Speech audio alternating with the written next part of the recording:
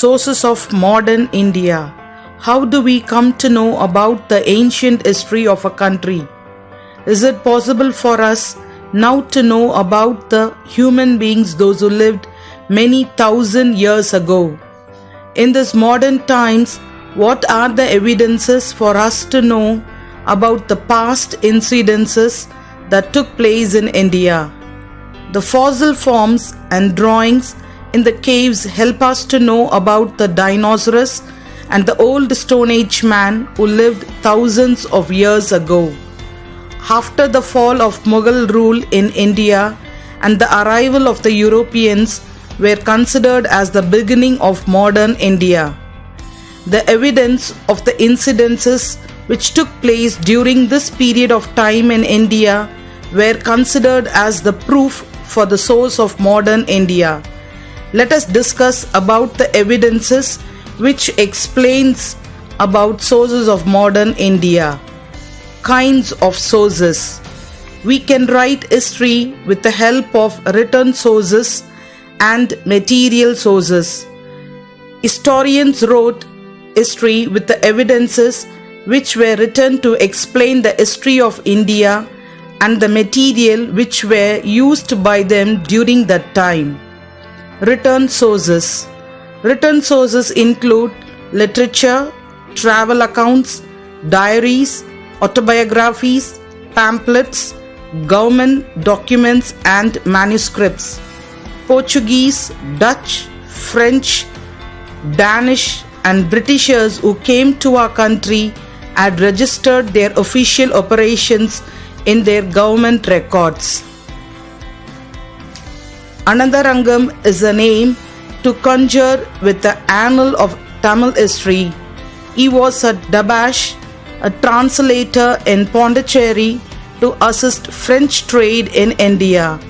His diaries contain the daily events from 1736 to 1760, which are the only written secular records available during that period.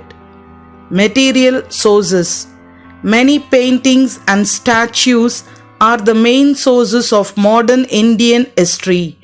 They give a lot of information about the historical buildings like St. Francis Church at Cochin, St. Louis Fort at Pondicherry, St. George Fort at Chennai, St. David Fort at Kadalur, India Gate at New Delhi are the few evidences for the different styles and techniques of Indian architecture.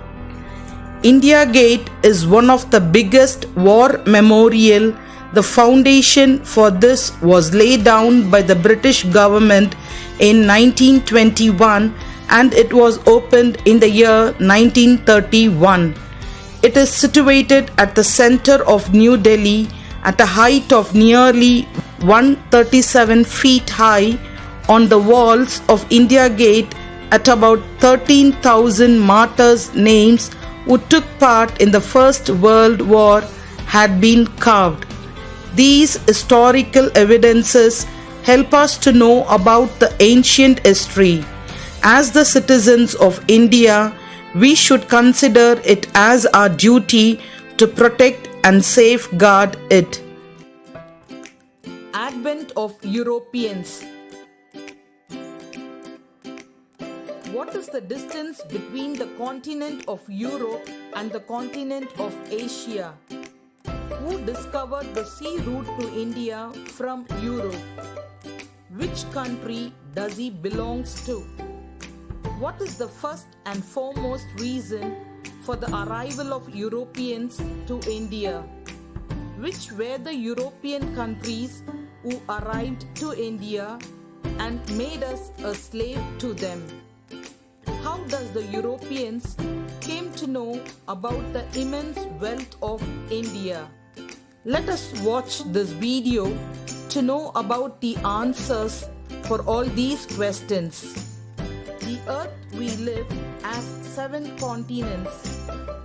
They are Asia, Europe, Africa, North America, South America, Australia and Antarctica. The countries which are in the continents of Europe are called as European countries. The people who are living in these countries are called as Europeans. Why did the Europeans came to India? Do you know how did the Europeans got the interest to visit our country? It is because of the Venetian traveler Marco Polo. He traveled across the world to many countries in the eastern direction, starting from the Europe. He wrote an account of everything, whatever he came across during his travel. He even came to India. In his travel account, he had mentioned about the administration of our kings, the wealth and the natural resources of our country. Many people of the European countries got interested to read the book of Marco Polo, which created a eagerness to visit India. Among the entire European nations, Portuguese was the foremost to make the dynamic attempt to discover a sea route to India.